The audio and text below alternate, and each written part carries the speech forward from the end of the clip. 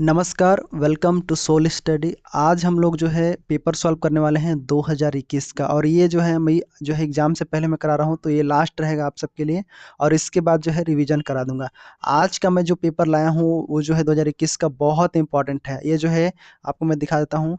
ये जो है डाटा एंट्री ऑपरेटर का है। लगभग लगभग इसमें 200 क्वेश्चन है, और 200 क्वेश्चन जो है आपको बहुत अच्छे तरीके से कॉन्सेप्ट क्लियर कर देगा यहाँ पर। ठीक है, तो ये आपका 2021 का है पेपर। इसमें देख सकते हो कैसे कैसे क्वेश्चन जो है यहाँ पर बटा हुआ है। मैथ का, हिंदी का, अंग्रेजी का, सामान्य हिंदी, ये सब आपको प्रीवियस ईयर में है, पेपर में दिया हुआ है। ठीक है, तो यहाँ से करने का फायदा क्या होगा कि देखिए, अगर आप प्रीवियस ईयर पेपर यहाँ पर सॉल्व करते हो तो आपका पूरा कॉन्सेप्ट एक बार में रिवीजन हो जाएगा। और जो चीज़ें नहीं भी पढ़े रहोगे वो चीज़ें आपको दिमाग में आएगा कि हाँ, इसे पढ़ना है, मेरे को भूल गया हूँ मैं इसके। ठीक है, तो यहाँ सब चीज़ें पकड़ में। अब यहाँ से जो क्वेश्चन है ये जो है अमीन पटवारी में डायरेक्ट रिपीट हुआ है। मैं आपको एक क्वेश्चन दिखाऊंगा जो कि जो सीधे अमीन पटवारी के, मैं क्वेश्चन मैं दिखा देता हूँ, डायरेक्ट क्वेश्चन ही दिखा देता हूँ। देखो क्वेश्चन क्या था, कंप्यूटर में था क्वेश्चन। कंप्यूटर का एक क्वेश्चन था जो मैं उसको इतना अच्छे से समझाया था, और वही क्वेश्चन जो है यहाँ पर फिर से रिपीट हुआ है। तो हम कह सकते हैं कि जैसे अमीन पटवारी का 2017 में हुआ था एग्जाम, और ये 2021 में, 2020 में तो एग्जाम नहीं हुआ था, फिर 2019 में हुआ था। तो देखो 2017, 18 और 19, 2 साल में देखो वही सवाल जो है दोबारा रिपीट हो गया है। तो इसीलिए मैं बोल रहा हूँ कि जो है पेपर को सॉल्व करना बहुत ज़रूरी है। ठीक है, यहाँ पर मैं क्या बताया था, देखो थंबनेल वाला क्वेश्चन था, एक ठे ग्राफिक थंबनेल वाला, वो क्वेश्चन आपका जो है रिपीट हुआ है। ठीक है, ऐसे तो ऐसे क्वेश्चन जो है कई बार आपको जो है रिपीट हो। देखो ये क्वेश्चन को उसमें देखो पूछा गया है, और यहाँ पर देखो कैसे पूछा है। दोनों को थोड़ा सा अलग अलग लग सकता है, लेकिन सवाल एक ही टाइप से है। देखो ठीक है, इसका भी सेम वही, उसका भी सेम, बस ऑप्शन को इधर उधर कर दिया है, बाकी से ये जो क्वेश्चन को यहाँ थोड़ा सा चेंज करने टाइप से कर दिया है बस। तो ऐसे ही आपको जो है चेंज कर जाता है। बाकी देखो सब सवाल जो है, आप इतना पेपर सॉल्व कर लिए, आपको तो ये अंदाजा हो गया होगा कि किस प्रकार से जो है सवाल यहाँ पर हर बार इसी टाइप से पूछा जा रहा है। ठीक है, आगे भी हमारा जो है इस टाइप से क्वेश्चन आएगा हमारा। तो इसमें जो है सबसे पहले सॉल्व हम करेंगे जनरल जो है नॉलेज, जनरल जो है सामान्य अध्ययन करेंगे। उसके बाद जो है आगे इसमें लगभग 50 क्वेश्चन रहेगा।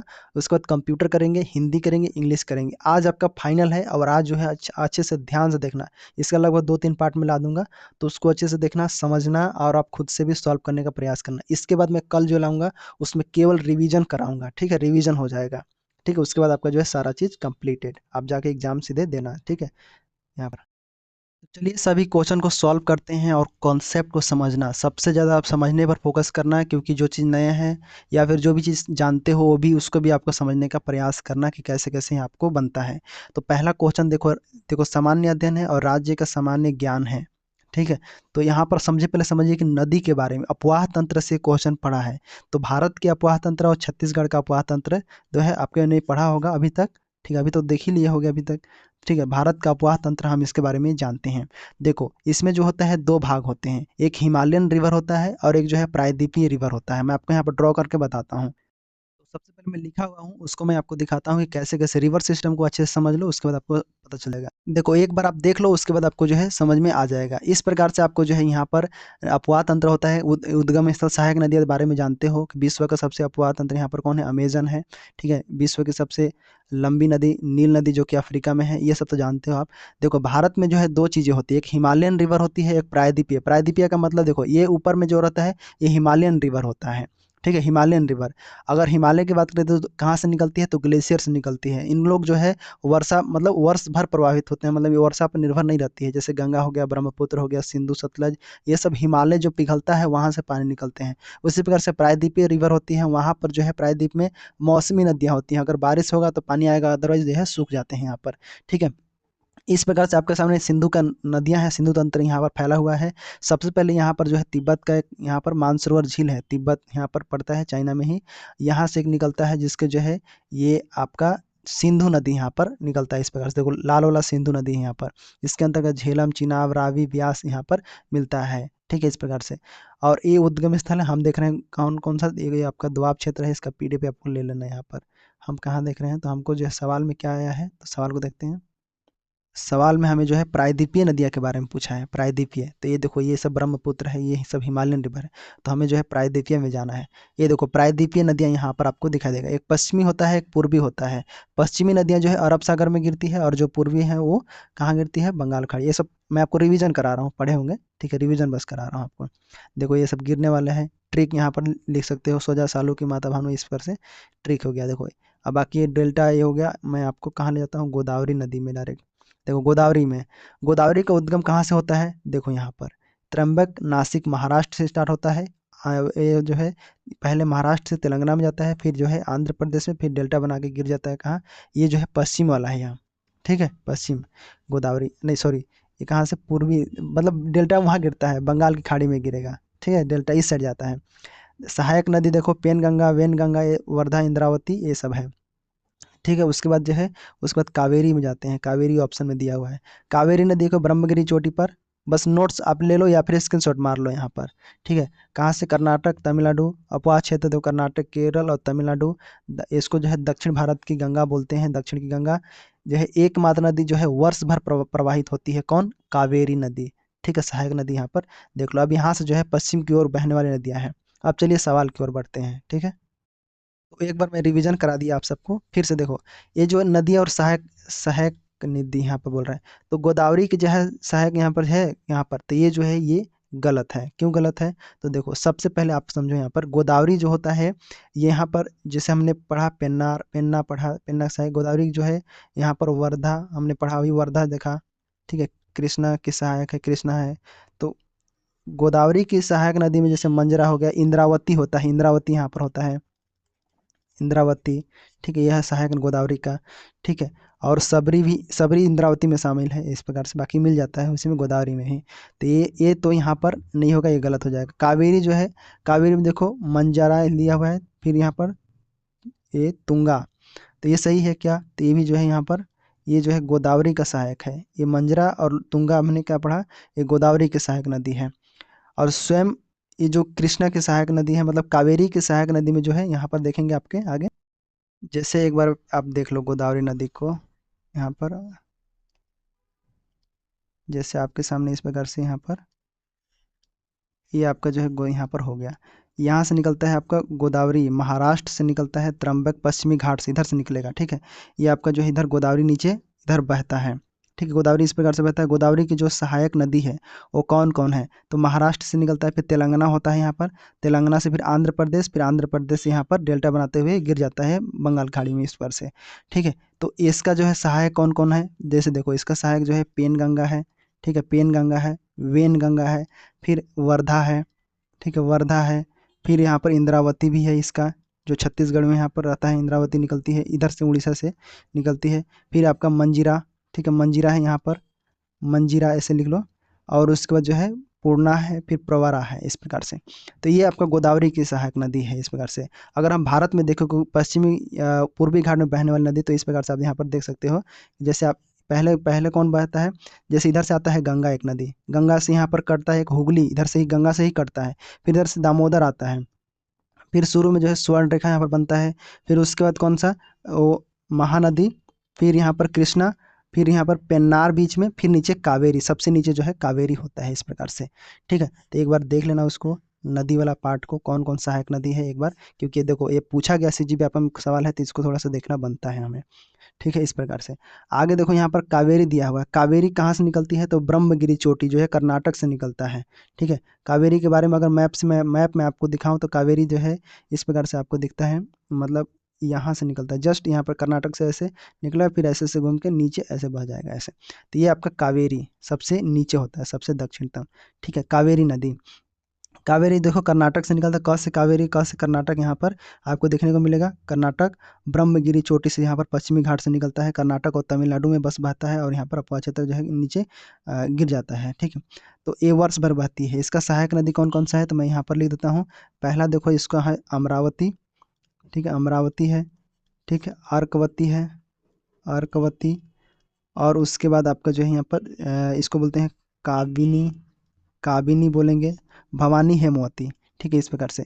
तो कावेरी का मंजरा तुंगा तो होगा ही नहीं, तो ये आपका इसका ये भी गलत हो जाता है, इस प्रकार से।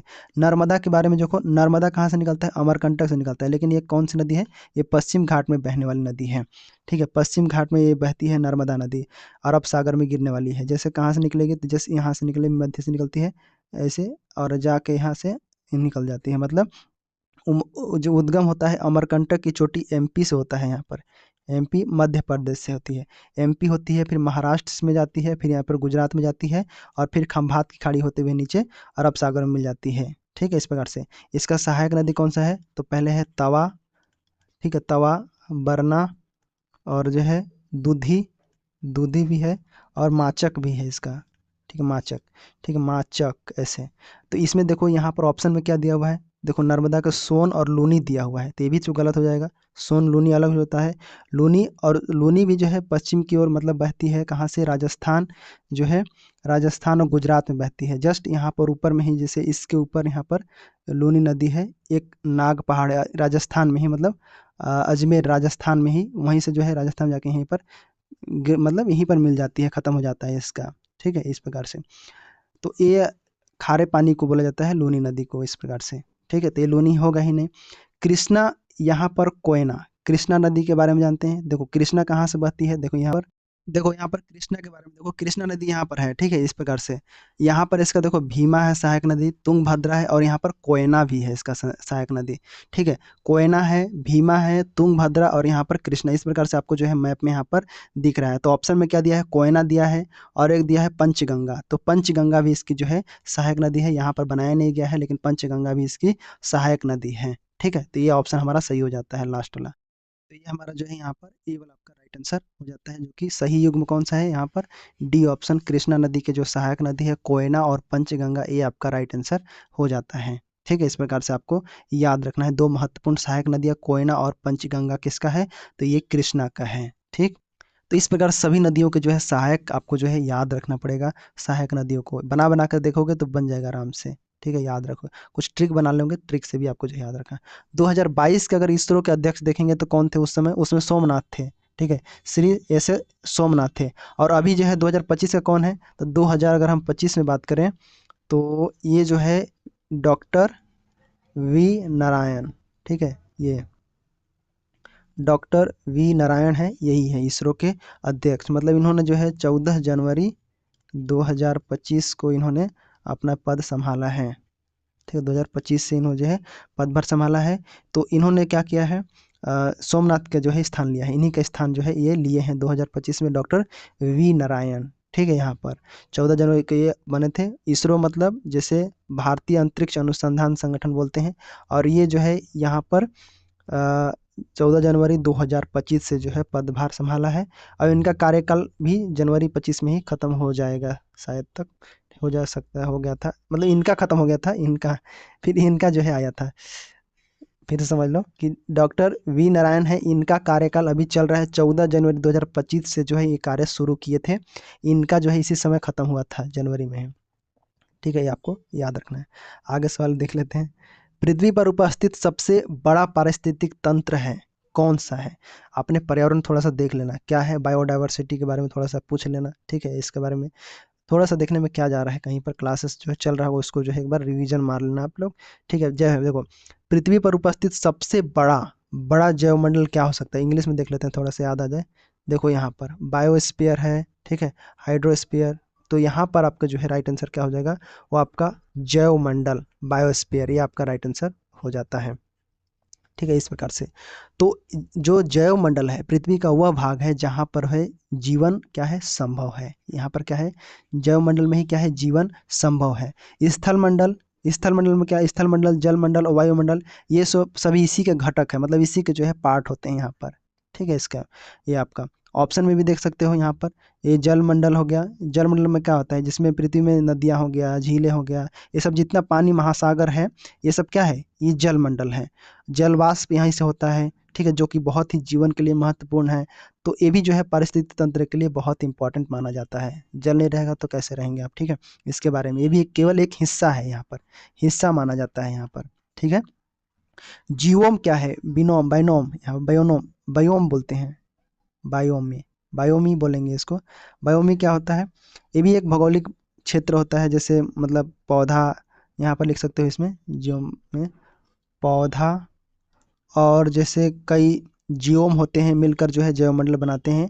तो जियोम, जैवमंडल हम इसको बोल सकते हैं, छोटा रूप इनका बोल सकते हैं। जैसे हम एग्जाम्पल के लिए मानो तो जैसे रेगिस्तान, रेगिस्तान, वर्षावन, वर्षावन बोल सकते हैं, वहाँ पर रहते हैं ना अलग अलग लोग, वर्षावन या फिर टुंड्रा, टुंड्रा प्रदेश जानते हो, टुंड्रा के बारे में, वहाँ पर जो है रहते हैं।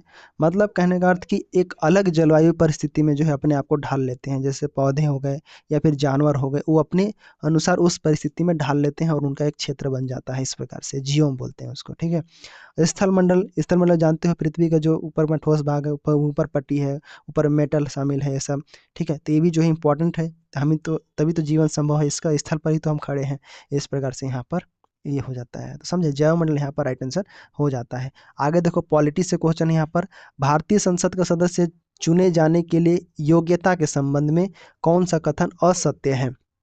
देखो, भारतीय संसद चुनने के लिए सबसे पहले आपको जो है भारत का नागरिक होना चाहिए, बिल्कुल सही बात है, भारत का नागरिक होना जरूरी है। लोकसभा के लिए कम से कम 25 वर्ष की उम्र होनी चाहिए, ये क्या सही है? तो बिल्कुल सही है, क्योंकि यहाँ पर 25 वर्ष की न्यूनतम उम्र जो है आवश्यक है। आगे देखो, राज्यसभा के लिए कम से कम 30 वर्ष की उम्र होना चाहिए, सही है क्या? तो बिल्कुल सही है, राज्यसभा के लिए कम से कम 30 वर्ष उम्र होना चाहिए। आगे देखो, कोई आपराधिक पृष्ठभूमि नहीं होना चाहिए, क्या सही है? तो देखो, ये कथन जो है यहाँ पर हम इसको असत्य मानेंगे। क्यों बोलेंगे असत्य इसको? असत्य यहाँ पर बोल सकते हैं इसको। ऐसा इसलिए क्योंकि भारत के कानून है, भारतीय कानून किसी व्यक्ति को चुनाव लड़ने से तब तक नहीं रोक सकता जब तक कि उसे किसी अपराध के लिए दोष न ठहराया गया हो, ठीक है। कम से कम मतलब कम से कम 2 साल की जेल सजा न सुनाई गई हो, ऐसी स्थिति में तो केवल आपराधिक मामले में लंबित होने से कोई व्यक्ति चुनाव लड़ने के लिए अयोग्य नहीं हो सकता, ठीक है। अगर आप अपराध किए हैं तो आप सजा भोग दिए हैं, तो यहाँ पर आपका जो है उसके बाद सजा भुगत चुके हैं, तो आप उसके बाद चुनाव लड़ सकते हैं यहाँ पर। क्लियर है? तो यहाँ पर आपको समझ में आएगा, इस प्रकार से। क्लियर है? ठीक है, इस प्रकार से आपका हो जाता है। यहाँ पर राइट आंसर कौन सा? ऑप्शन नंबर डी वाला आपका राइट आंसर हो जाता है इसको, ठीक है। इसको आपको राइट आंसर है। क्लियर है? आसान था। आगे बढ़ते हैं यहाँ पर। देखो ये क्या बोला है कि उच्च न्यायालय की बैठक में सेवानिवृत्ति न्यायाधीशों की नियुक्ति कौन करता है। जैसे उच्च न्यायालय मतलब हाई कोर्ट हो गया, ठीक है, हाई कोर्ट। तो हाई कोर्ट के जो बैठक होते हैं उसमें देखो, पहला ऑप्शन दिया, सर्वोच्च न्यायालय के मुख्य न्यायाधीश के परामर्श पर राष्ट्रपति करता है, ठीक है, क्या ये सही है? आगे देख लेते हैं, उच्च न्यायालय के मुख्य न्यायाधीश के परामर्श पर राष्ट्रपति, उच्च न्यायालय के मुख्य न्यायाधीश राष्ट्रपति की पूर्व सहमति से उच्च न्यायालय के मुख्य न्यायाधीश, तो क्या होगा जी? तो यहाँ पर देखो पहला ऑप्शन में दिया हुआ है, ये जो है ये अंतिम निर्णय नहीं होता, मतलब ये वाला आपका नहीं होगा, ठीक है। दूसरा देखो बी ऑप्शन, परामर्श प्रक्रिया में राज्यसभा भी शामिल होती है, तो यहाँ पर ये तो मुश्किल है जी, राज्यसभा के बिना नहीं होगा। मुख्य न्यायाधीश पहल, ये भी नहीं होगा, ये भी नहीं होगा। उच्च न्यायालय के मुख्य न्यायाधीश, देखो मुख्य न्यायाधीश अकेले नियुक्त नहीं कर सकता है, इसके लिए राष्ट्रपति की पूर्व सहमति आवश्यक होता है, तो ये भी नहीं होगा। तो मतलब यहाँ पर राइट आंसर डी ऑप्शन आपका राइट आंसर हो जाता है, ठीक है। तो यही आपका सही विकल्प है। यहाँ पर मुख्य न्यायाधीश पहल करते हैं, लेकिन पहले मुख्य न्यायाधीश पहल करते हैं, लेकिन राष्ट्रपति की मंजूरी अंतिम होता है, मंजूरी नहीं मिलेगा तो नहीं होगा, ठीक है। तो अंतिम मंजूरी के बाद ही जो है यहाँ पर काम होता है। आगे देखो क्या दिया हुआ है, और ये आर्टिकल भी याद कर लो, कौन सा?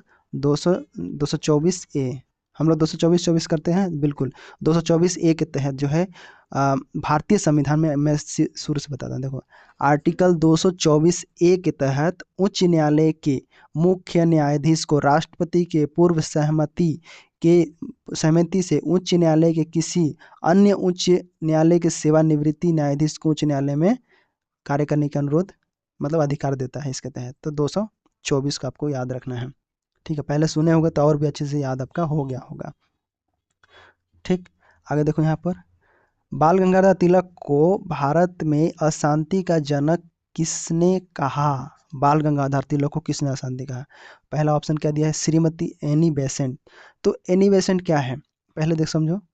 तो इस सवाल में देखो किसने कहा अशांति का जगह। सबसे पहले एनी बेसेंट के बारे में जानते हैं। तो एनी बेसेंट के बारे में आपने सुना होगा कि एक आयरिश महिला थी, ये क्या थी? आयरिश में रहती थी, जो अब भारत में आकर अपना जो है मतलब योगदान दिया इन्होंने। क्या किया? भारतीय स्वतंत्रता आंदोलन में इन्होंने जो है महत्वपूर्ण योगदान दिया, और इन्होंने जो है 1916 में, कब? 1916 में होम रूल लीग की स्थापना में जो है मदद किया इन्होंने। भारत में जो है स्वशासन को मांग के लिए इन्होंने जो है, इनको माना जाता है स्वशासन, इन्होंने भी स्वशासन को मांग किया था। आगे देखो, सर वेलेंटाइन, ठीक है, ये जो थे चिरोल जी थे, इन्होंने क्या किया? ये जो है प्रमुख मतलब ब्रिटिश पत्रकार, क्या बोलेंगे, ब्रिटिश पत्रकार और लेखक थे। ठीक है, इन्होंने अपनी पुस्तक इंडिया अर्नेस्ट, नहीं इंडियन अर्नेस्ट बोलते हैं, इंडियन अर्नेस्ट, ठीक है, इसको याद रखो, अनरेस्ट यहाँ पर लिख दो, इंडिया अनरेस्ट, इसमें जो है इन्होंने जो है बाल गंगाधर तिलक को भारतीय अशांति का जनक कहा। ठीक है, फादर ऑफ इंडियन अर्नेस्ट में इन्होंने जो है फादर ऑफ इंडियन अर्नेस्ट कहा इन्होंने। तो तिलक ने क्या किया था, अपने जो है स्वराज की मांग किया था, राष्ट्रवादी के लिए उनकी जो एक्टिविटी थी उसी को देखते हुए जो ब्रिटिश, ये जो ब्रिटिश शासन, ये ब्रिटिश था, ये बोला कि एक बाल गंगाधर तिलक जो है अशांति का खतरा है, मतलब इनको जो है खतरा है इनके लिए। ठीक है, हमारे लिए मतलब ब्रिटिश के लिए खतरा था ना, क्योंकि इन्होंने स्वराज को मांग किया था। ठीक है, आगे बढ़ते हैं। लॉर्ड कर्जन, लॉर्ड कर्जन के बारे में बहुत फेमस है, भारत के जो है वायसराय थे। इनको जो है मेन रूप से 1905 के जो बंगाल विभाजन हुआ था उसके जो है माने जाते हैं, मतलब उसके लिए मुख्य रूप से ये माने जाते हैं वायसराय, और उसमें कांड किए थे। इनका उद्देश्य क्या था, इनका उद्देश्य था राष्ट्रवादी आंदोलन, जैसे हम भारत देश में जितने भी लोग आंदोलन कर रहे थे उसकी, उसके क्या करना, उसको तोड़ना, मतलब उसको जो है उसका विरोध करना। तो इसी प्रकार से जो है उन्होंने तिलक का जो है, तिलक ने जो है कर्जन, जो नीतियाँ थी कर्जन, मतलब कहने का दोनों के बीच विरोध चल रहा था, तिलक के बीच और कर्जन के बीच, इस प्रकार से। ठीक है, लॉर्ड कर्जन जो है जो आंदोलन हो रहा था उसके विरोध में थे, और जो है तिलक भी थे, वो भी लॉर्ड कर्जन के जो नीतियों था उनके जो है कड़ा में विरोध में थे। और उन्होंने तिलक ने क्या किया, उन्होंने स्वराज की मांग किया था, स्वदेशी आंदोलन को बढ़ाया था इन्होंने। ठीक है, और एक एक ब्लूम क्या है, ये ब्लूम फील्ड है, ये जो है इन सबसे रिलेटेड नहीं है, ये थोड़ा अलग है ना, ये जो है भारतीय इतिहास से इन लोग के कोई योगदान इनका नहीं है, तो ये अलग है थोड़ा। ऑप्शन नंबर कौन सा हो जाएगा, ऑप्शन नंबर बी वाला आपका राइट आंसर हो जाएगा। क्लियर है, ऐसे आपको जो है यहाँ पर समझना है। आगे देखो यहाँ पर, सकल मूल्यवर्धन में कृषि एवं संबंध क्षेत्रों का हिस्सा 2014-15 से लेकर 2019-20 में हम देखेंगे। उद्योग का हिस्सा क्या था उस समय, सकल मूल्य मतलब जी हो गया सकल, और ये आपका यहाँ पर लिखा होगा, देखो GVA इसका मतलब हुआ, GVA सकल कृषि। इस समय जो है यहाँ पर राइट आंसर क्या हो जाएगा, ऑप्शन नंबर ये भी बढ़ रहा था, ठीक है, ये बढ़ रहा था, विनिर्माण भी बढ़ रहा था यहाँ पर, ये तो 23-24 तक बढ़ रहा है ये वाला अभी। तो उद्योग का क्षेत्र जब बढ़ रहा था, इस समय लगातार बढ़ रहा था, तो इसमें अगर हम बात करें तो सेवा क्षेत्र, सेवा क्षेत्र सबसे ज़्यादा बढ़ा है। ठीक है, अगर हम सेवा क्षेत्र की बात करें तो लगभग, जैसे अगर हम 23-24 की बात करें तो यहाँ पर 54% तक हो गया है, 54.5% तक हो गया है सेवा क्षेत्र में। जो है सेवा क्षेत्र भारतीय अर्थव्यवस्था में सबसे बड़ी योगदान किसको माना जाता है, सेवा क्षेत्र को माना जाता है, सेवा क्षेत्र। 2023 और अगर हम 24 की बात करें तो इसमें 49 था, अभी बढ़कर प्रेजेंट में देखेंगे तो यहाँ पर 54, 23-24 में कितना था, इसमें की बात करें तो यहाँ पर 49 लगभग था, 49%, अभी जो है इसमें बढ़ गया है। ठीक है, तो ऐसे लगातार बढ़ रहा है, निर्माण का क्षेत्र भी लगातार बढ़ रहा है, क्योंकि सभी चीज़ें बढ़ रही हैं यहाँ पर। लेकिन यहाँ पर ऑप्शन नंबर डी वाला आपका राइट आंसर हो जाएगा। ठीक है, इस प्रकार से आपको यहाँ पर आगे बढ़ना है। आगे देखते हैं, ये जनवरी 2022 में सैयद मोदी अंतर्राष्ट्रीय बैडमिंटन टूर्नामेंट के एकल खिताब जीता, PV सिंधु थे उस समय ना। ठीक है, हाँ PV सिंधु ही थे टूर्नामेंट का महिला खिताब जीता था। तो उस समय जो है यहाँ पर बोल रहा है एकल खिताब जीता PV सिंधु थे उसमें। ठीक, आगे देखो, जैन धर्म बौद्ध धर्म के बारे में पढ़े हो तो बिल्कुल यहाँ पर मैं टिक मार देता हूँ, कई लोग कन्फ्यूज हो जाएंगे। तो PV सिंधु यहाँ पर आपका राइट आंसर हो जाता है। ठीक है, ऐसे तो यही PV सिंधु 2022 के जो अंतर्राष्ट्रीय बैडमिंटन हुआ था उसमें महिला में खिताब जीता था उन्होंने।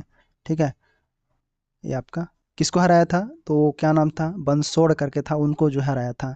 ठीक है, मालविका बंसोड़ था उनका नाम, उनको हराया था इन्होंने। ठीक, आगे देखो, जैन धर्म की द्वितीय महासभा का आयोजन करने वाला शासक का नाम यहाँ पर बताइए। तो समझते हैं, जैन धर्म द्वितीय सभा, सेकेंड जैन काउंसिल आयोजन कहाँ हुआ था, तो ये जो है जैन भिक्षु का अध्यक्ष में हुआ था। देखो, तो हम पहले जैन पढ़ते हैं, फिर यहाँ पर बौद्ध के बारे में जानते हैं। जैन की जो आयोजन, आयोजन मतलब होता है संगीतियाँ, इनकी जो जैन संगीतियाँ हुई थी वो 2 बार हुआ था, प्रथम में हुआ था और एक आपका जो है द्वितीय हुआ था। इसका आपको एक बार याद रखना, प्रथम और द्वितीय क्या अंतर था। प्रथम में जो है 300 ईसा पूर्व पहले हुआ था, ठीक है, और ये पाटलिपुत्र में हुआ था पहला वाला। पहले समझ लो, इस क्वेश्चन को ध्यान से देखना, कैसे कैसे व्यापम जो है क्वेश्चन बनाता है यहाँ पर, बनाते हैं, मतलब देखो यहाँ पर पाटलिपुत्र में हुआ था, और अध्यक्षता कौन किया था, ये किया था स्थूलभद्र। ठीक है, कौन किया था, स्थूलभद्र ने किया था। दूसरा में हुआ था, ये जो है 6ठी शताब्दी में हुआ था। और ये जो है बल्भी, याद है बल्भी, बल्भी यहाँ पर, बल्भी जो गुजरात है, गुजरात में हुआ था। और इसकी अध्यक्षता कौन किया था? एक है क्षमा श्रवण, उन्होंने किया था इनकी अध्यक्षता। जो मेन चीज कहे तो इनको जो है, जो भी जैन भिक्षु हैं उन्होंने ही किया था। ठीक है, क्या नाम था? श्रमा क्षमा श्रवण, यहाँ पर श्रवण हो गया पहले, जो है क्षमा श्रवण। ठीक है, ये आपका किया था इन्होंने। तो ये 2 संगीतियां जैन में हुआ था। ठीक है, इस प्रकार से आपको जो है याद रखना है यहाँ पर। और 4 बार जो है बौद्ध संगीतियां हुआ था। तो ये 2 बार जैन हुआ था। तो सबसे पहले यहाँ पर ऑप्शन में दिया हुआ है चंद्रगुप्त मौर्य। क्या ये अध्यक्षता किए थे द्वितीय महासभा में? तो देखो, चंद्रगुप्त मौर्य जो है मौर्य वंश के संस्थापक माने जाते हैं। चंद्रगुप्त में जो है अंतिम वर्ष में जो है इस धर्म को अपनाया था, जैन धर्म को अपनाया था। ठीक है, और इनके जो है मुनि नाम था भद्रबाहु के साथ जो श्रवण बेला था, कर्नाटक में जाकर जो है सलेखना विधि से इन्होंने जो है अपना प्राण त्याग किया था, शरीर का त्याग किया था। तो इन्होंने जो है प्रथम वाला जो जैन सभा हुआ था, इसमें बस इन्होंने मदद किया था। पाटलिपुत्र में स्थूलभद्र की अध्यक्षता हुई थी, उसमें बस मदद किया था, बस इनका ही इतना ही था। तो ये ऑप्शन में तो होगा ही नहीं। आगे देखो, जय सिंह सिद्धराज जो है, ये सोलंकी जो है चालुक्य वंश के जो है जय सिंह थे। इन्होंने मतलब स्वयं जो थे तीर्थ स्थल पर गए थे, लेकिन उन्होंने जो है महासभा का आयोजन नहीं किया था। इन्होंने भी क्या किया था? महासभा पर आयोजन नहीं किया था। आगे है अमोघ वर्ष जो राष्ट्रकूट जो है यहाँ पर, राष्ट्रकूट वंश। और ये जय सिंह सिद्धराज कौन थे? ये सोलंकी चालुक्य वंश के थे। ठीक है, तो ये इन्होंने जो है, ये प्रथम जैन जो है जैन धर्म के संरक्षक माने जाते हैं, पहला वाला। ठीक है, इन्होंने जो है इन्होंने भी नहीं किया था। जैन मंदिर बनवाया था इन्होंने, अमोघ वर्ष ने जो है कई सारे जैन मंदिर बनाया था, लेकिन महासभा का आयोजन जो है इन्होंने नहीं किया था। खारवेल किसके बारे में सुनते हैं? जो कलिंग के राजा थे। कहाँ के? कलिंग राजा जो खारवेल हैं, जो है महामेघ वंश के जो है द्वितीय शासक थे इन्होंने। और इन्होंने भी जो है यहाँ पर इन्होंने क्या किया था? महासभा का आयोजन नहीं करवाया था। तो इस प्रकार से जो है यहाँ पर राइट आंसर क्या होगा? तो ये जो क्वेश्चन है ये विलोपित हो जाएगा। क्यों? क्योंकि देखिए यहाँ पर ऐसा नाम ही नहीं, स्थूलभद्र और यहाँ पर क्षमा श्रवण, बस 2 ही लोग थे।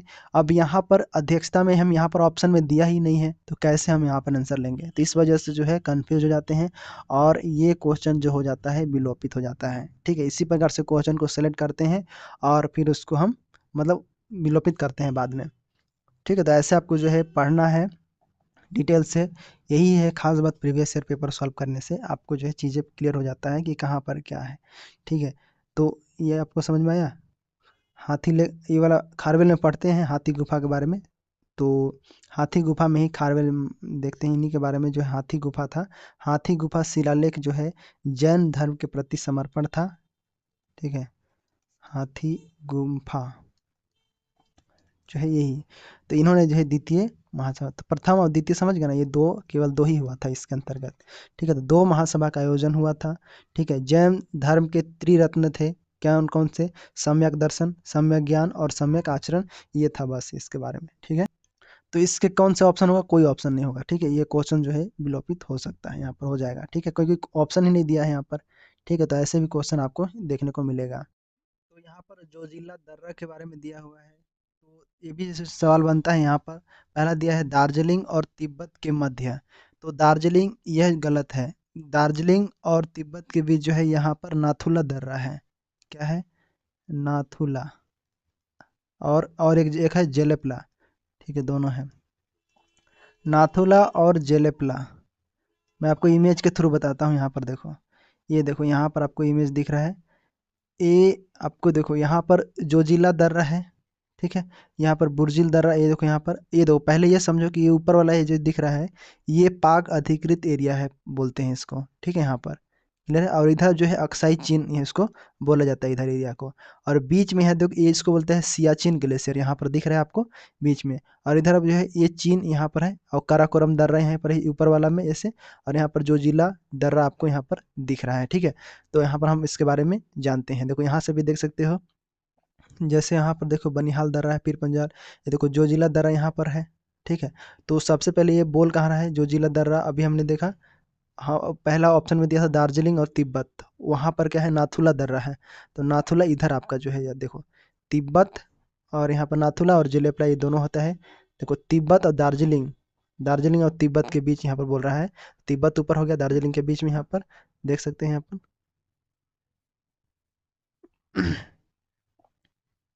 ठीक है, दार्जिलिंग तिब्बत, तो इस प्रकार से दर्रा यहाँ पर दिया गया है। यांग्याप दर्रा, दिक्कू दर्रा ये आपका दिया हुआ है। हमारा जो है जोजिला दर्रा है, तो यहाँ से आप ऑप्शन में ला सकते हैं। पहले हम पढ़ लेते हैं इसके बारे में। तो यहाँ पर दार्जिलिंग और तिब्बत के बाद क्या है, नाथुला दर्रा और जेलेपला है। और मन्ना और मानसरोवर के मध्य कौन सा है, तो ये भी जो है गलत है। यहाँ पर मन्ना दर्रा है, क्या, माना दर्रा। ऐसे माना दर्रा को बोलते हैं, पास बोलते हैं ना, जहाँ से अंदर एंटर करते हैं। पास मतलब रोड होता है, जैसे नदियाँ यहाँ पर, मतलब इस तरह से पहाड़ों के बीच में जो पास होता है उसको बोला जाता है यहाँ पर। ठीक है, तो उसको दर्रा बोलते हैं। ठीक, उसी से एंटर होते हैं। आगे है शिमला और तिब्बत के बीच, शिमला और तिब्बत के बीच यहाँ पर सिपकिल्ला दर्रा है। क्या है, सिपकिल्ला, सिपकी ला दर्रा। ठीक है, ये आपका शिमला और तिब्बत के बीच बोल रहा है, तो सिपकिल्ला दर्रा यहाँ पर भी आप देख सकते हो। देखो यहाँ पर लिपू लेक दर्रा है, और ये देखो मन्ना दर्रा यहाँ पर दिया हुआ है।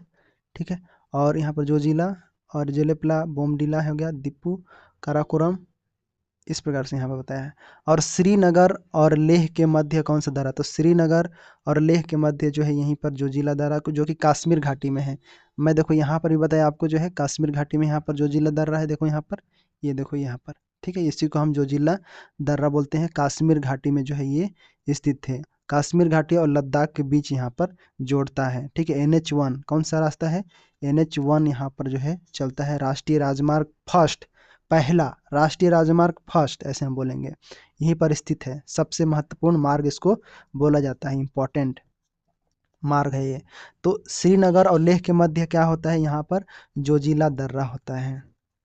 ठीक है, तो जोजिला दर्रा के बारे में आपने जाना, तो यहीं पर आपका राइट आंसर कौन सा हो जाएगा, ऑप्शन नंबर डी आपका राइट आंसर हो जाएगा। तो श्रीनगर और जो है मध्य, यहाँ पर आप इमेज में भी देख सकते हो, ये दिया हुआ है। यहाँ पर देखो, ये जोजिला यहाँ पर दर्रा ये दिया हुआ है। ठीक है, यहाँ पर तो इस इधर लेह और इधर श्रीनगर हो गया, ऐसे अभी जो कटा हुआ है, ऐसे ऐसे ऐसा है। देखो ना, मध्य में ये बन रहा है ना, ये तो ले और बीच में दोनों कट रहे हैं, तो यहाँ पर क्या है, दर्रा, इसी से अंदर अंतर होते हैं। ठीक है, तो यही आपका जो है, और यहीं पर रास्ता गया है जो कि NH30 मतलब NH1 है। ठीक है, NH1 राष्ट्रीय राजमार्ग, नेशनल हाईवे इसको बोलते हैं। आगे देखो क्या दिया हुआ है। आगे क्वेश्चन दिया है, भारत में संशोधित उपज जैसे वीटी कटान के खेती के लिए genetic engineer approval committee GEAC की अनुमति आवश्यक है। यह कमेटी केंद्रीय मंत्रालय के अधीन होता है। ये कुछ अलग बताया है यहाँ पर। बोल रहा है कि देखो संशोधित उपज जैसे वीटी, वीटी धान, ठीक है, जेनेटिक खेती के लिए, तो खेती के लिए कृषि में हो सकता है क्या, तो नहीं, खेती के लिए तो अलग से मिनिस्ट्री होगा जी इसका। तो इस कृषि मंत्रालय इसके अंतर्गत आता है। देख लेते हैं क्या क्या है। देखो कृषि मंत्रालय तो इसमें आ जाएगा, कृषि मंत्रालय इसमें आ जाएगा। अब बच जाता है मतलब मिनिस्ट्री ऑफ एग्रीकल्चर के ये नियंत्रण, मतलब नहीं, देखो कृषि के बारे में, कृषि जो है ICAR क्या होता है, इसका होता है भारतीय कृषि कल्चर एग्रीकल्चर हो गया अनुसंधान परिषद, इस प्रकार से। तो यहाँ पर समझेंगे हम अच्छे से।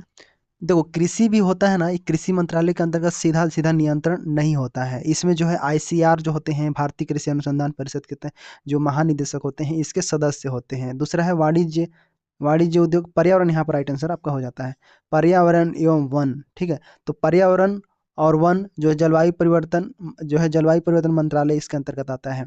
ठीक है, कौन आता है, जलवायु परिवर्तन मंत्रालय, ये आता है इसके अंतर्गत, इसके अधीन जो है कार्य करता है। तो जैसे पर्यावरण संरक्षण अधिनियम 1986 बना था। ठीक है, पर्यावरण संरक्षण अधिनियम जो 1986 के तहत स्थापित किया गया था, तो इसमें जो बड़े पैमाने पर मतलब पर्यावरण के अंतर्गत ही काम होता है। मतलब यहाँ पर देखते हो इंजीनियर अप्रूवल कमेटी की अनुमति आवश्यक है, तो यही आपका यहाँ पर राइट आंसर हो जाता है।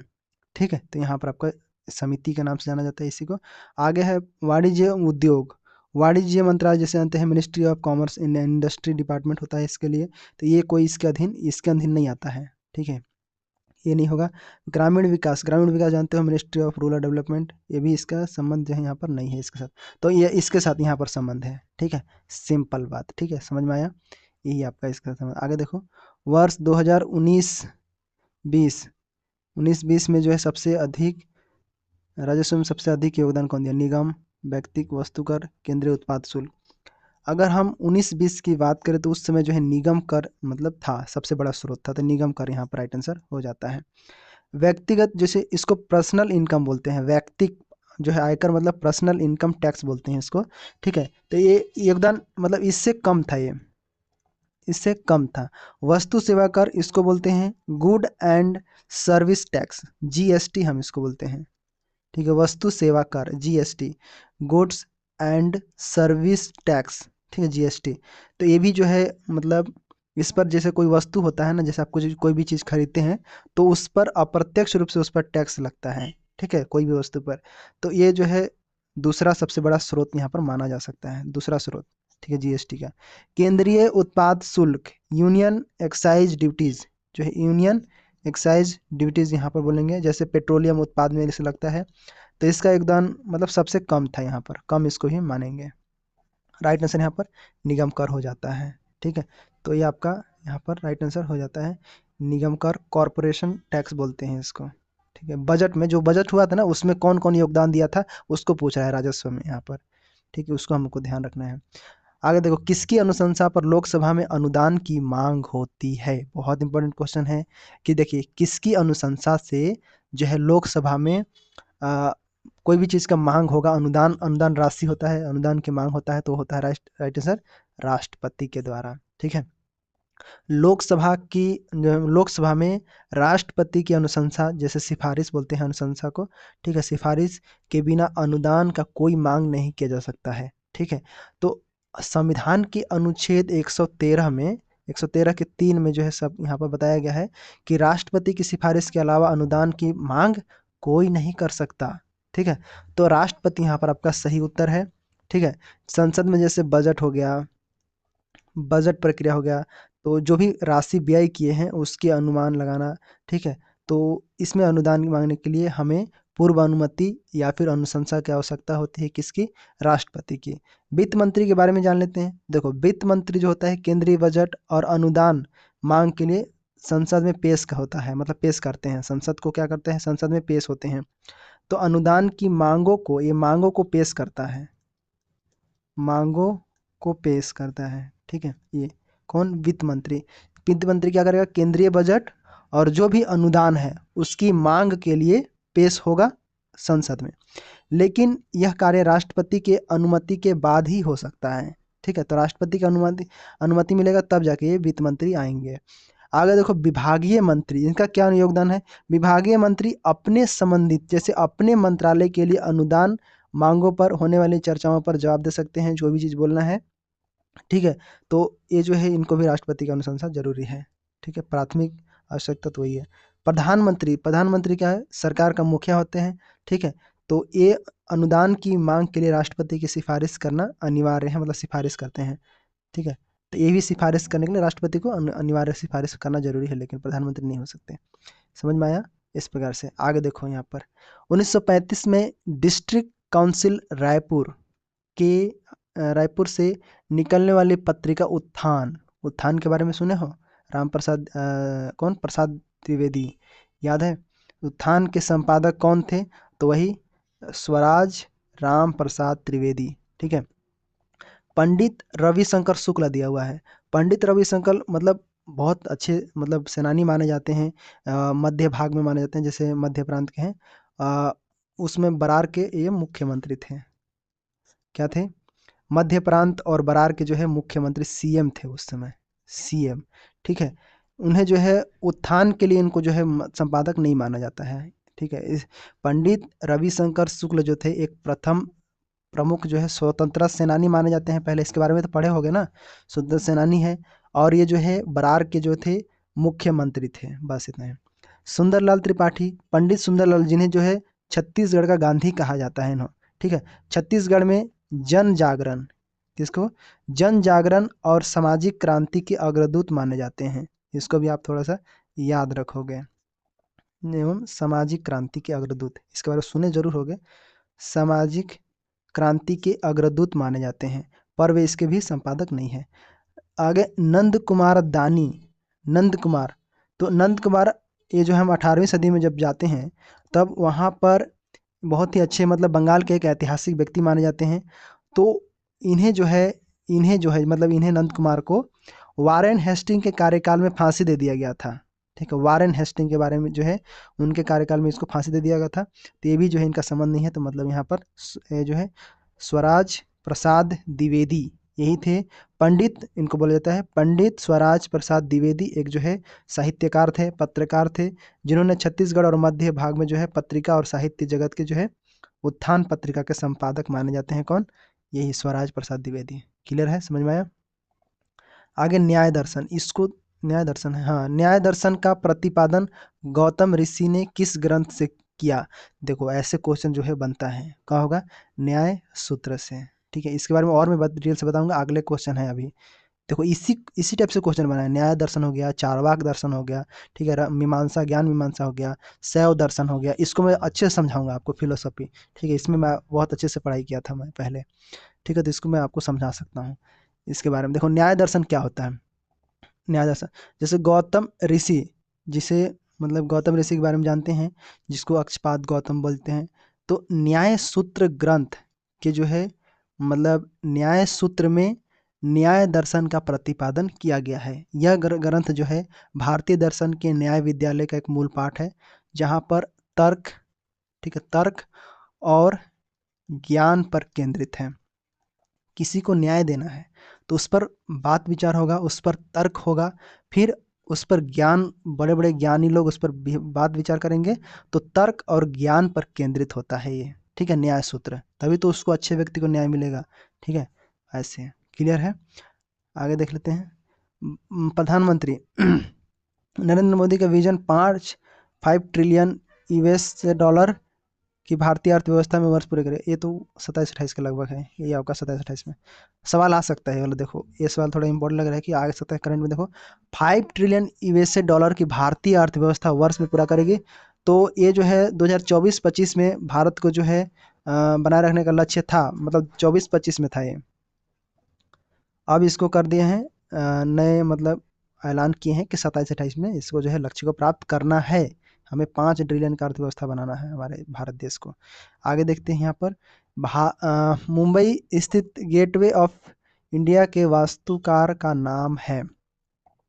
तो बोल रहा है कि मुंबई गेट जो है किसने बनाया। तो यहाँ पर देखो पहले क्या दिया है, ईवी हावेल दिया हुआ है। ईवी हावेल ये जो है कला शिक्षक से संबंधित थे उस समय, तो ये नहीं होगा, इन्होंने नहीं किया था डिजाइन।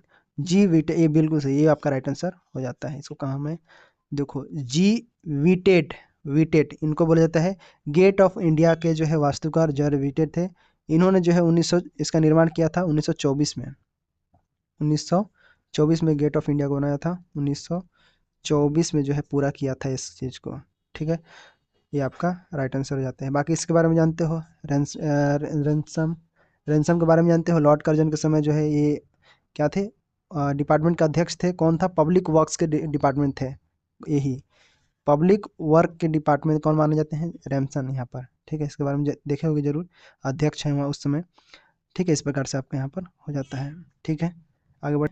इन्होंने भी जो है बहुत अच्छा काम किया था। इन्होंने भी जो है मतलब जैसे कई सारे भवन को निर्माण कराने के लिए इन्होंने जो है अपना योगदान दिया था। ठीक है, निर्देशों को किया था, इस प्रकार निर्देश दिया था यहाँ पर। ठीक, लेकिन ये जो है इंडिया गेट से संबंधित नहीं है। आगे देखो, इस राज्य की निम्नलिखित रियासत 15 अगस्त 1947 तक संघ में विलय पत्र पर हस्ताक्षर नहीं किए थे। 15 अगस्त 1947 तक बोल रहा है, तो 15 अगस्त 1947 तक कौन नहीं किया था, वो कवर्धा। तो कवर्धा के जो 15 अगस्त 1947 कवर्धा के रियासत थे, वो जो है भारत संघ में विलय पत्र पर हस्ताक्षर नहीं किया था।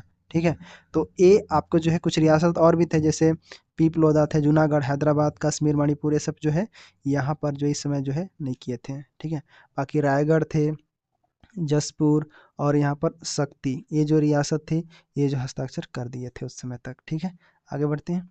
अलाउद्दीन खिलजी द्वारा खड़ी फसल पर लगान निर्धारित करने की पद्धति का नाम बताइए। तो ये पढ़े हो इसके बारे में, इसके बारे में तो सुने हो, जरूर सुने होंगे। कानकुत, कानकुत, कानकुत लगान जो है निर्धारण करने के लिए, मतलब खड़ी फसल पर अनुमान लगाकर या फिर इसको बोलते हैं कुतकर निर्धारित करते थे। अलाउद्दीन खिलजी ने भू राजस्व व्यवस्था को सुधार किया, ठीक है, और इन्होंने जो है उपज का 50% भू राजस्व के रूप में तय किया, ठीक है, 50%। इसे समझ सकते हो कि भू राजस्व में इन्होंने नया नियम लाया, जो भूमि का माप के आधार पर लगान निर्धारित होगा। किसके आधार पर? भूमि के माप के आधार पर, ठीक है। इस प्रकार से बस सुने रहो, एक बार याद रहेगा। बटाई जानते हो? बटाई देते हैं कई सारे। तो फसल काटने के उपज, मतलब इसको बोलता है, मतलब ये पद्धति में फसल कटाई के बाद उपज को राज्य और किसान के बीच बांटा जाता था। आज भी होता है, बटैया लगा देते हैं, तो क्या होता है, आधा वो लेता है, आधा मैं लेता हूँ, इस प्रकार से मतलब बांटते हैं। तो राज्य, जो इसे राज्य में रह रहा है वो, और किसान, राज्य और किसान के बीच क्या हो जाता था, बंटवारा करते थे, बांटा जाता था। और आगे है लौंग कटाई। लौंग कटाई क्या होता है? ये बटाई का ही एक रूप होता है, जिसमें अनाज को भूसे से अलग करके करने के बाद विभाजन किया जाता था। अनाज को क्या करते थे, भूसे से अलग करके इसको जो है बांटा जाता था। आगे है रैयत लगान। रैयत लगान क्या होता है? इसका अर्थ ये होता है कि किसान से लिया गया कर किसी भी कोई भी विशिष्ट परिस्थिति का नाम नहीं है। मतलब अलाउद्दीन खिलजी की प्रणाली में जो है बिस्वा, बिस्वा को माप की मानक इकाई माना जाता था, ठीक है, बिस्वा। इसको सुने जरूर होंगे, बिस्वा। यहाँ पर राइट आंसर का यहाँ पर हो जाता है कानकुत, ठीक है, आपके बारे में आपका राइट आंसर हो जाता है। आगे देखो, सूर्य की प्रकाश पराबैंगनी किरणों का निर्धारण करती है। इसके बारे में पढ़े हो। ओजोन के बारे में आप जानते होंगे, ओजोन का फॉर्मूला यहाँ पर O3 होता है, ठीक है। आगे देखो, कार्बन डाइऑक्साइड CO2, ठीक है। आगे कार्बन मोनोऑक्साइड CO बस। आगे है नाइट्रोजन ऑक्साइड, नाइट्रोजन ऑक्साइड यहाँ पर NO हो जाएगा ऐसे, ठीक है। इस यहाँ पर बोल रहा है कि पराबैंगनी किरण, पराबैंगनी को बोलते हैं यूवी सी किरण। आप यूवी मतलब अल्ट्रा वायलेट किरण बोलते हैं इसको, ठीक है। तो ये जो होता है, ऑक्सीजन के जो अणु होते हैं उसको तोड़कर, मतलब दो ऑक्सीजन बन जाता है। जैसे O2 है ना, तो AOO बन जाएगा, ऐसे तोड़ देता है ऑक्सीजन करके, और जो है अधिक मतलब क्रियाशील हो जाता है, ठीक है। तो ये आपका यहाँ पर मिल जाता है इस प्रकार से। सबसे पहले क्या होता है कि जैसे समताप मंडल में, कहाँ पर समझ लो, समताप मंडल में सूर्य की जो पराबैंगनी किरणें हैं, ये जो है ऑक्सीजन अणु जो है उसको O2 में तोड़ देता है, मतलब ऑक्सीजन के अणुओं में जो है तोड़ देता है, दो मुक्त ऑक्सीजन बन जाते हैं, O बन जाता है। फिर बाद में जो है ये अन्य ऑक्सीजन के साथ क्रिया करके ओजोन का निर्माण करता है, और ओजोन बनने के बाद ये क्या करता है, ओजोन क्या करता है, ये जो सूर्य की जो पराबैंगनी किरणें हैं उससे जो है बचाता है, ठीक है। तो ये आपका जो है कार्बन डाइऑक्साइड जानते हो, कार्बन डाइऑक्साइड के बारे में, ये जो है प्रकृति मतलब ईंधन जलाने में इसका इस्तेमाल करते हैं, ठीक है। तो ये सूर्य की प्रकाश किरणों से नहीं होता है, ये आपका नहीं होता है। कार्बन मोनोऑक्साइड, ये जो है विषैली गैस है। मोनोऑक्साइड जो है क्या है, विषैली गैस, ठीक, इसको बोला जाता है विषैली गैस, ठीक है। जैसे जलने के बाद उत्पन्न होता है, कोई चीज़ जलना होता है, आधा अधूरा जलता है, तो मोनोऑक्साइड यहाँ से निकलता है। आगे है नाइट्रोजन ऑक्साइड, ये भी जो है प्रदूषक माना जाता है, ये भी आपका जो है द्वितीय प्रदूषक के रूप में जाना जाता है, ठीक है। ओजोन के बारे में समझिए। राइट आंसर क्या हो जाएगा यहाँ पर, आपका डी ऑप्शन ओजोन हो जाएगा राइट आंसर, ठीक है, इस प्रकार से। ठीक, आगे बढ़े। आगे देखो, लिया है कोटो, क्योटो सम्मेलन में किससे संबंधित है? तो क्यों, क्या लिखा है, क्योटो, इसका तो ग्रीन हाउस होगा, ठीक है। यहाँ पर देखते हैं, ऑप्शन को देख लेते हैं पहले। ऊर्जा के उपयोग में कमी लाने से, तो ऊर्जा का उपयोग क्यों आएगा, इससे तो नहीं लग रहा है। इससे आप ये देखो, सल्फर डाइऑक्साइड, तो सल्फर डाइऑक्साइड में देखते हैं कि ये भी जो है वायु प्रदूषक माना जाता है, तो ये भी नहीं होगा, ठीक है। तो अम्लीय वर्षा मतलब कोटो, ठीक है, ये नहीं होगा। ग्रीन हाउस गैस, यहाँ पर आपका राइट आंसर क्या होगा, C option, green house. Green house के उत्सर्जन को कम करने से, देखो ये जो है यहाँ पर ये वाला राइट आंसर हो जाता है। तो क्योटो क्या है, एक प्रोटोकॉल, एक नियम का समूह है, जिसका उद्देश्य क्या होता है, जो वैश्विक स्तर पर green house gas, green house gas में क्या क्या आते हैं, जैसे कार्बन डाइऑक्साइड आता है, मीथेन आता है, नाइट्रस ऑक्साइड आता है, ये सब आते हैं, ठीक है। तो इनको जो है उत्सर्जन करने के लिए रोका जाए, मतलब उन पर ये लक्ष्य था कोटो सम्मेलन का। जैसे ग्रीन हाउस होता है ना, इसके जो उत्सर्जन कर रहे हैं गैस, उस पर रोकेंगे वैश्विक स्तर पर, क्योंकि ये सब हानिकारक गैसें हैं, तो ये सब प्रॉब्लम करेगी, इसलिए जो है इस पर रोक लगाने के लिए होता है, ठीक है। आगे देखो ये तो अलग है, प्रकाश रासायनिक धुंध के उत्थान में कमी लाने के लिए, तो ये भी वही होता है, मतलब वायु प्रदूषण की समस्या है ये भी, ठीक है। तो मेन चीज इनका फोकस किसके पास था, तो कोटो सम्मेलन जो है ये जो था ये मुख्य रूप से सम्मेलन था ग्रीन हाउस गैस पर, ठीक है, ग्रीन हाउस गैस पर। इसके बारे में पढ़ सकते हो, पर्यावरण में भी दिया हुआ है, ठीक है, नोट्स में मैं उपलब्ध कराया हूँ, इसको देख सकते हैं। आगे देखो, हिंदू शास्त्र के अनुसार, हिंदू धर्म शास्त्र के अनुसार गृहस्थ के लिए यह द्वारा किए जाने वाले 5 महायज्ञ के अंतर्गत स्वाध्याय एवं संध्योपासना किस यज्ञ के लिए किया जाता है। ये थोड़ा अलग है, फिलोसॉफी में आ गया क्या। ब्रह्म यज्ञ तो जानता हूँ मैं। ब्रह्म योग जो होता है, जैसे वेदों का अध्ययन ब्रह्म यज्ञ बोलते हैं, जैसे अध्ययन शास्त्रों का पठन पाठन बोलते हैं इसको, मतलब बोले तो ईश्वर की स्थापना, ईश्वर की स्थापना नहीं, ईश्वर की उपासना, ठीक है, ईश्वर की उपासना करना, उपासना, ठीक है, इसके अंतर्गत होता है बस।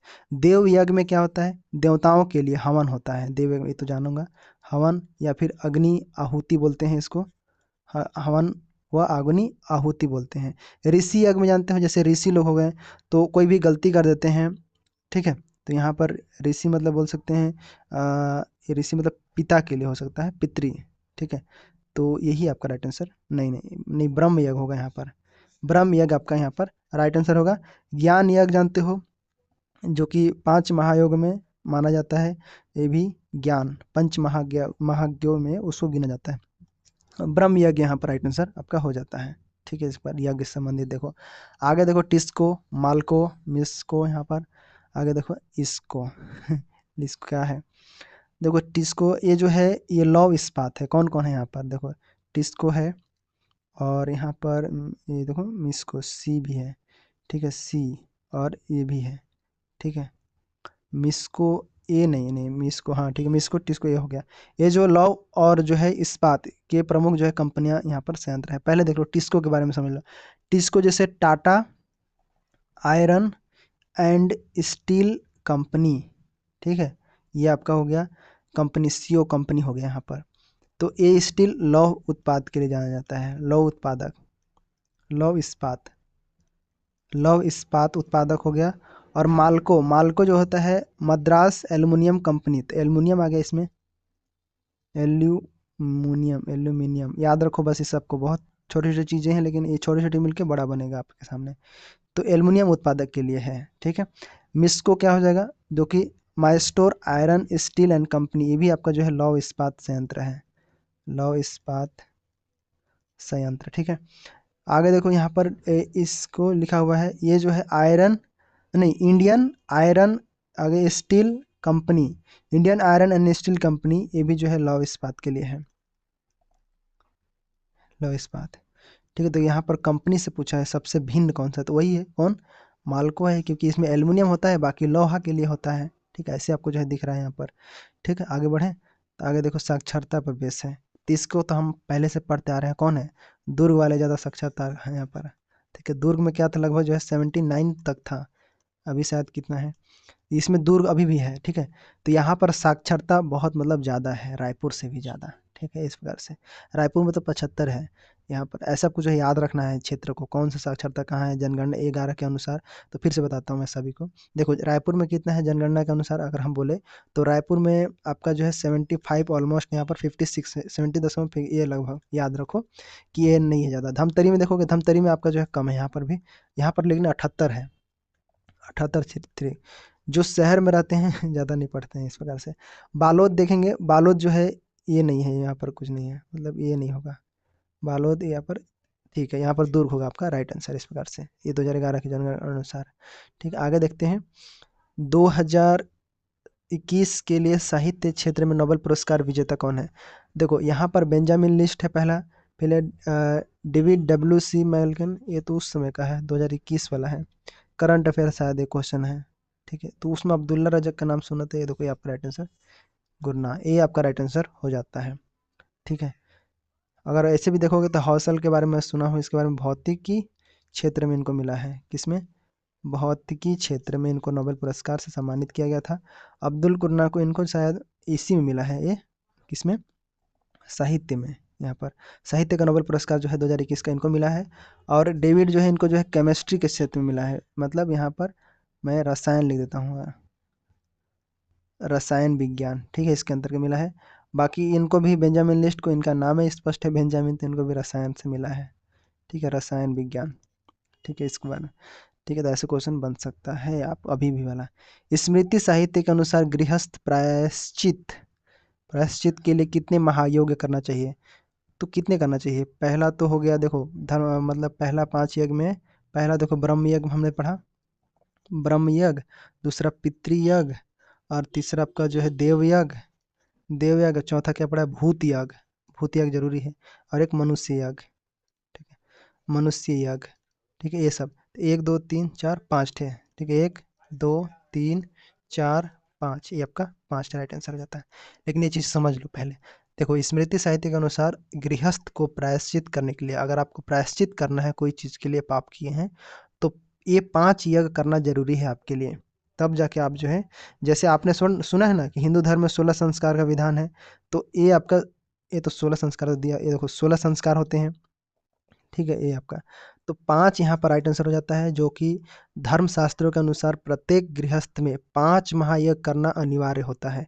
अगर आप दैनिक कर्तव्य मतलब दैनिक जीवन अपना जा रहे हैं, तो उस चीज़ में इसको शामिल करना जरूरी होता है, बाकी आपकी मर्जी, ठीक है। यहाँ पर बाकी देखिए आगे, यदि नगर पंचायत के अध्यक्ष अध्यक्ष और उपाध्यक्ष अवकाश होने के बाद अनुपस्थित हो, तो कौन अध्यक्ष के रूप में कार्य करेगा? वरिष्ठ पार्षद, लोकसभा के सदस्य जो पदेन सदस्य हैं, निर्वाचित पार्षदों द्वारा, कौन सा होगा? देखो पहले देखो अगर अध्यक्ष और उपाध्यक्ष दोनों बैठ जाते हैं, तब यहाँ पर क्या करेगा? इन लोग तो वरिष्ठ नहीं, ऐसा नहीं है, लोकसभा नहीं, यहाँ पर कौन करेगा? निर्वाचित पार्षद द्वारा अपने में से चुनेंगे, ठीक है, एक पार्षद को, ठीक है। यहाँ पर वरिष्ठम ये नहीं होता है, बैठक में बैठ सकते हैं, बैठक की अध्यक्षता करने के लिए कार्यवाहक अध्यक्ष के रूप में इसको हम चुन सकते हैं, ऐसा नहीं है। आगे देखोगे लोकसभा यहाँ दिया हुआ है, लोकसभा के लिए, तो लोकसभा जो है नगर पंचायत के रूप में मतलब सीधा काम नहीं करते हैं, लोकसभा के सदस्य नहीं काम करते हैं, ठीक है, वो तो अलग हो गया। अध्यक्ष बोल रहे हैं कलेक्टर, तो अध्यक्ष जो कि जिलाधिकारी होते हैं, ये प्रशासनिक चीज़ें होती हैं, तो ये इनका अध्यक्ष यहाँ पर नहीं हो सकता, ठीक है। आगे देखो छत्तीसगढ़ के वित्त आयोग के अध्यक्ष कौन है? तो देखो वित्त आयोग अध्यक्ष बोलते हैं, तो उस समय की बात हो रहा है, देखो सर्जियस मिंज यहाँ पर आपका राइट आंसर हो जाएगा, इसको सुने हम लोग। जो सर्जियस मिंज इन्होंने जो है 2021 से इस पद का कार्यभार संभाला था, यहाँ पर सर्जियस मिंज को यहाँ पर नियुक्त किया गया है जो है वित्त आयोग के अध्यक्ष, ठीक है। यहाँ पर अटल श्रीवास्तव, ये कौन है? ये तो राजनेता है, यहाँ पर कौन थे? राजनेता, मतलब कोटा विधानसभा से हैं ये राजनेता जो है, ये कोटा विधानसभा से क्षेत्र से विधायक हैं, क्या है? ये विधायक हैं, मतलब छत्तीसगढ़ बोर्ड के अध्यक्ष भी रहे हैं, लेकिन ये कहाँ के विधायक हैं? तो कोटा के जो है कोटा विधानसभा के विधायक हैं।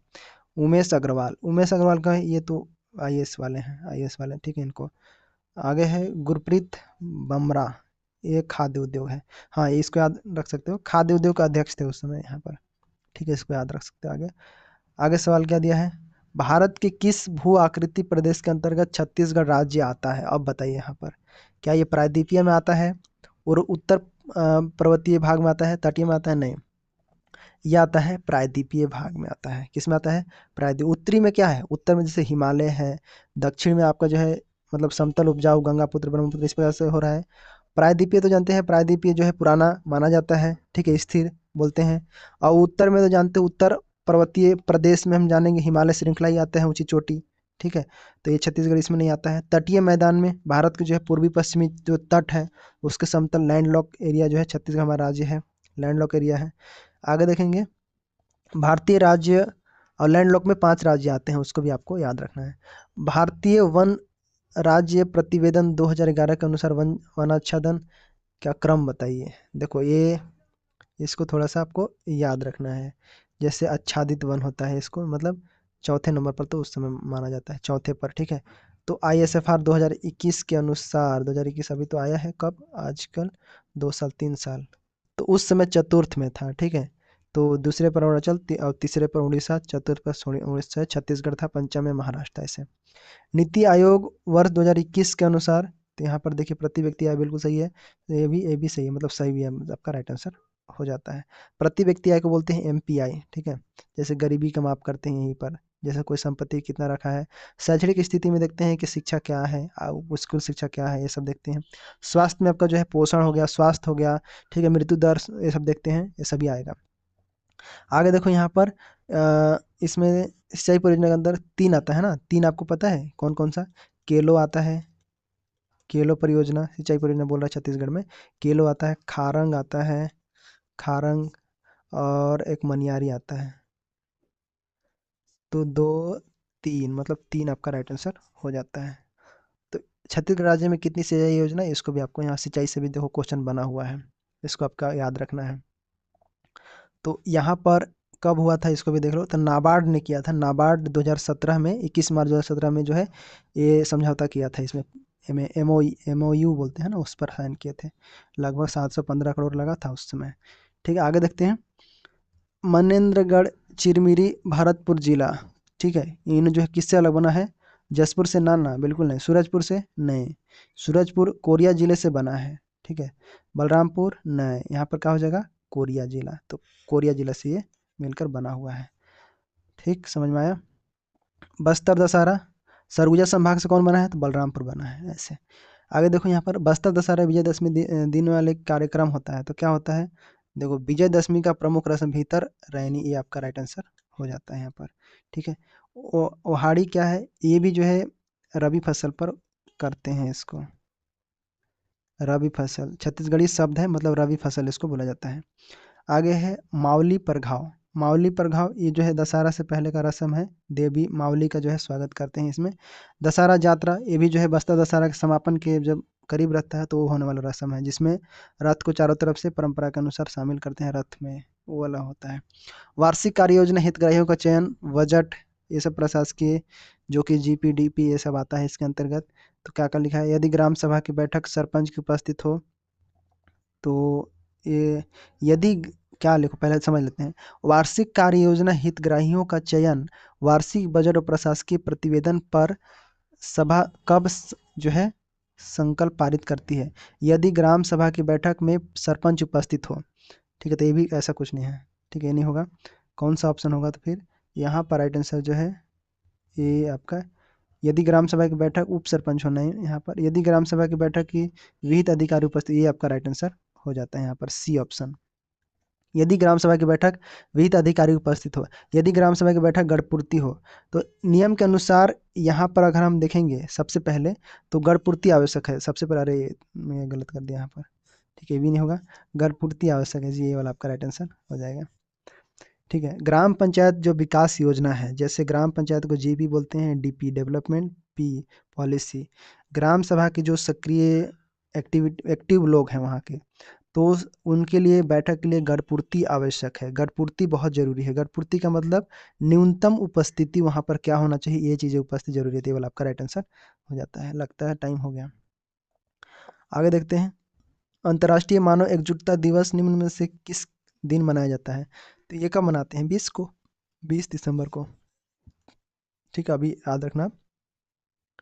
25 दिसंबर को क्या मनाते हैं? तो इस दिन क्रिसमस दिवस जानते हो, क्रिसमस जानते हो, क्रिसमस दिवस इस दिन मनाया जाता है, ईसा मसीह के जन्म पर मनाते हैं, विश्व स्तर पर मनाते हैं इसको। 23 दिसंबर को क्या मनाते हैं? तो इस दिन मनाते हैं किसान दिवस, किसान दिवस अभी मनाओगे आप। 21 दिसंबर को क्या करोगे? 21 दिसंबर को आप जो है संक्रांति, मकर नहीं, शीत का, हाँ संक्रांति, शीतकालीन वाला संक्रांति क्या होता है? मतलब इस दिन क्या होता है? तो 21 दिसंबर को सबसे छोटा दिन होता है, छोटा दिन होता है इस दिन, ठीक है। तो 21 दिसंबर को क्या बोलते हैं? विश्व ध्यान दिवस बोलते हैं यहाँ पर, विश्व ध्यान दिवस, ठीक है, इसको आपको याद रखना। थोड़ा सा मैं पतला कर लेता हूँ इसको, विश्व ध्यान दिवस इसको बोला जाता है। और 20 दिसंबर को क्या मनाते हैं? तो अंतर्राष्ट्रीय मानव एकजुटता दिवस मनाया जाता है, जिसमें न्याय और सतत विकास के जो है यहाँ पर कार्य किया जाता है इसके तहत। संक्रांति हो गया, किसान दिवस हो गया, क्रिसमस हो गया, और यहाँ पर छोटा दिन होता है 21 तारीख को, उसको भी आप यहाँ पर देखना, उस दिन दिन कितना कैसे होगा, कितना समय भागेगा। आगे देखो यहाँ पर, ये भी सवाल खत्म होने वाला है क्या? 37 10 क्वेश्चन और। कौन सी संस्था विश्व आर्थिक दृष्टिकोण प्रतिवेदन प्रकाशित करता है। देखो यहाँ पर समझो, अगर देखो विश्व की बात होता है तो यहाँ पर विश्व बैंक हो गया पहला, और संयुक्त राष्ट्र अंतर्राष्ट्रीय मुद्रा कोष तो विश्व व्यापार हो गया। देखो वर्ल्ड बैंक इसको बोला जाता है, इसको बोलते हैं यूनाइटेड नेशन। तो वर्ल्ड विश्व बैंक में क्या होता है, जैसे अगर आपको ग्लोबल इकोनॉमी को देखा जाता है, वहाँ पर रिपोर्ट देखा जाता है इसके अंतर्गत।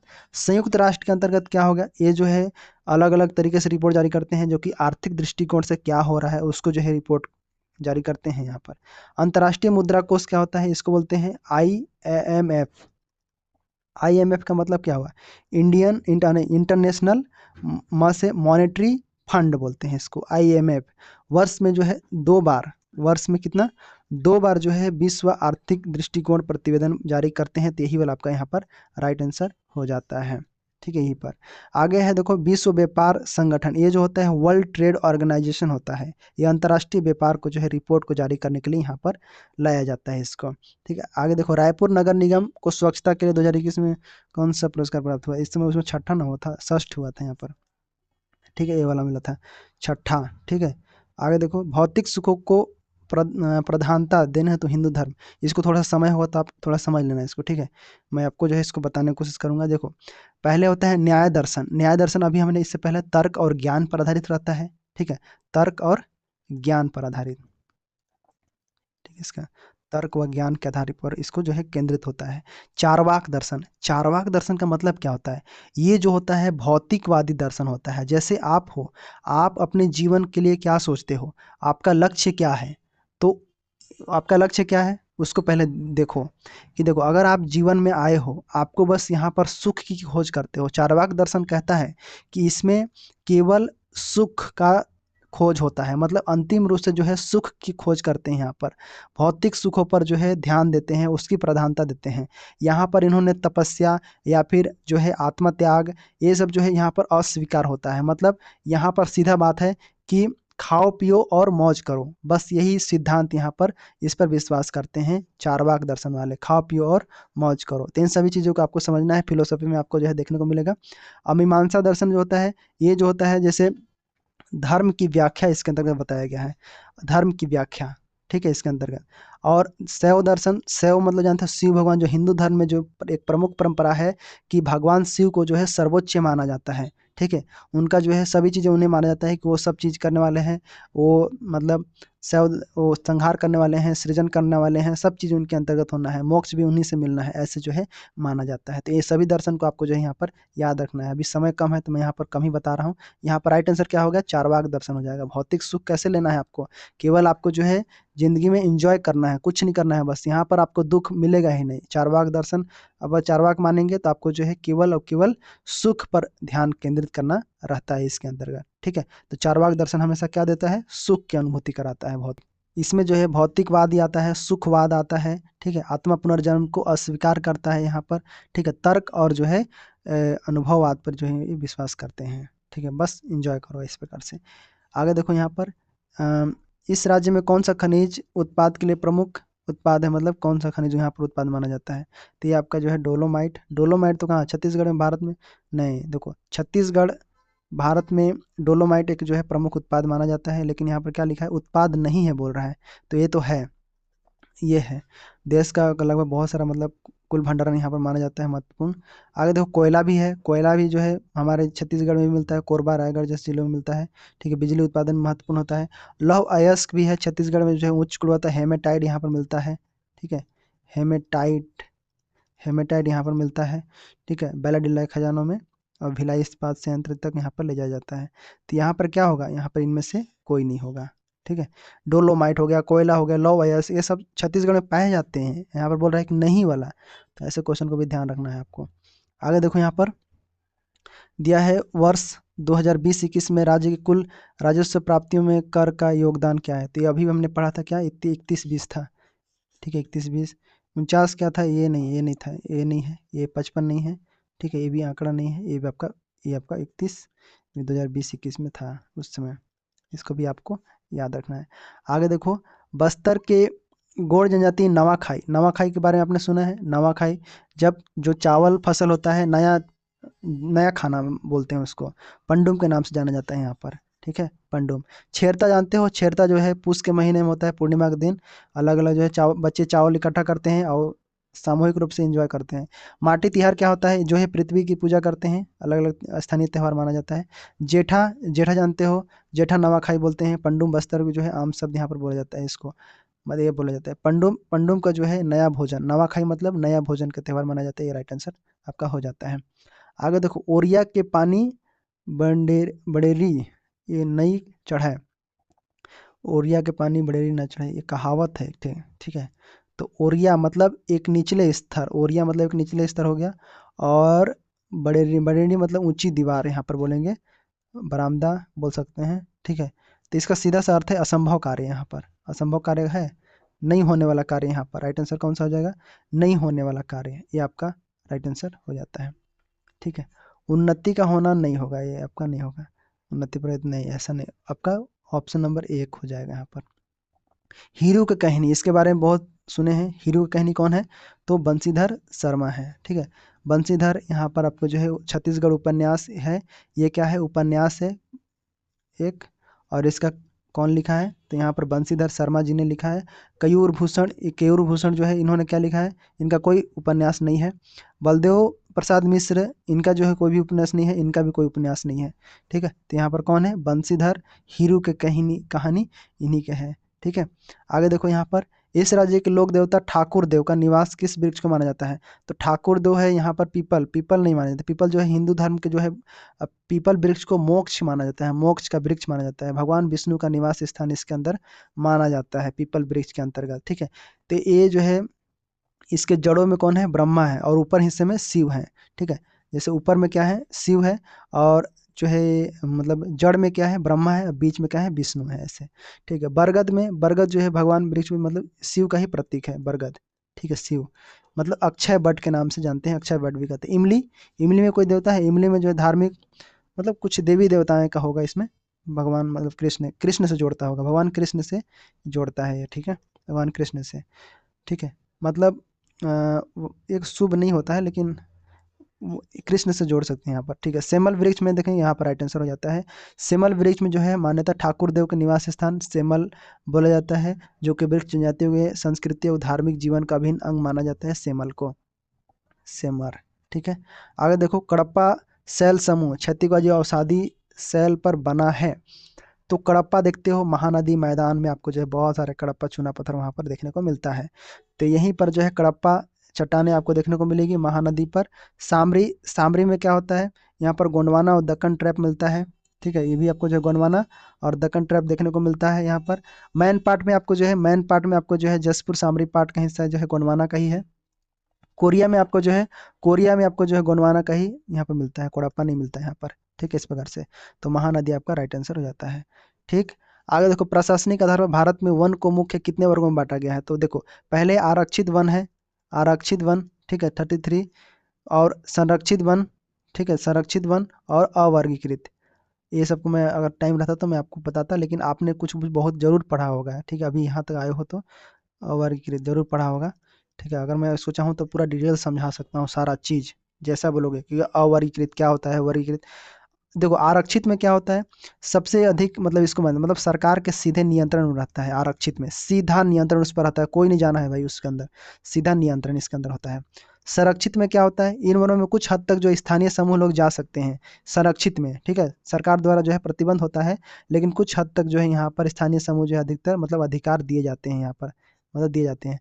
अवर्गीकृत में क्या होता है, सभी प्रकार के जो वन्य जीव है मतलब बंजर भूमि सभी इसके अंतर्गत जो है निजी व्यक्तियों का स्वामित्व इसके अंतर्गत होता है, ठीक है। तो 3 भागों में, यहाँ पर राइट आंसर क्या हो जाएगा, ऑप्शन सी आपका राइट आंसर हो जाएगा, ठीक है। ऐसे आपको जो क्वेश्चन है। आगे देखो, 21 से 22 के लिए मनरेगा के अंतर्गत कितनी मजदूरी था उस समय, ये तो खैर 193 उसमें पढ़े थे हम लोग जब वीडियो का तैयारी करवा रहे थे, तो उसमें आगे देखो, आ, आगे देखो, किस राज्य में उद्यानिकी, उद्यानिकी और वानिकी विश्वविद्यालय का किस जिले में खोला गया था, ये था दुर्ग, याद है आपको, दुर्ग में खोला गया था।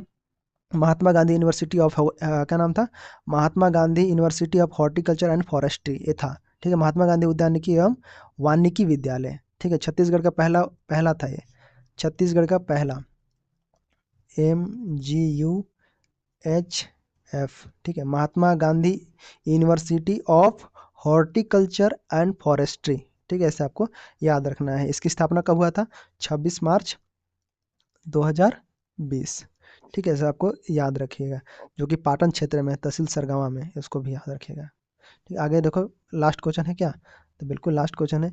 2000 Asia champion trophy hockey tournament में विजेता कौन है? तो ये आपका जो है कौन थे? कोरिया वाले थे। कौन? दक्षिण कोरिया में, ठीक है। जापान फाइनल में विजेता बना था।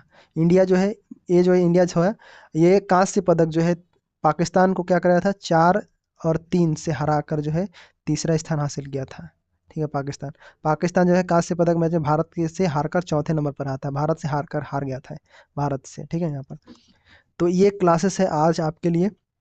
इसके बाद मैं जो है कंप्यूटर कराऊंगा बहुत अच्छे से, थोड़ा स्पीड ज़्यादा करा दिया इधर, ध्यान देना आप लोग, ठीक है। तो एक बार मैं रिवीजन कराऊंगा तो रिवीजन में और भी अच्छे से समझा दूंगा। तो ये लास्ट पेपर आपका रहेगा, तो 1 घंटा क्लास है यहाँ पर। ये जी के जी एस का है, इसके बाद आपका कंप्यूटर का आएगा, और अन्य हिंदी, इंग्लिश और मैथ और रीजनिंग को हम एक साथ पढ़ेंगे, ठीक है। तो ये लास्ट है और इसको जो है ध्यान दीजिएगा, इसमें बहुत इंपॉर्टेंट है। यहाँ तक देखने के लिए आप सभी को बहुत बहुत धन्यवाद, और आपका जो है अब जर्नी सुखमय हो, ठीक है। धन्यवाद। कोई सवाल होगा तो कमेंट में लिखिएगा। मिलते हैं अगले क्लास में।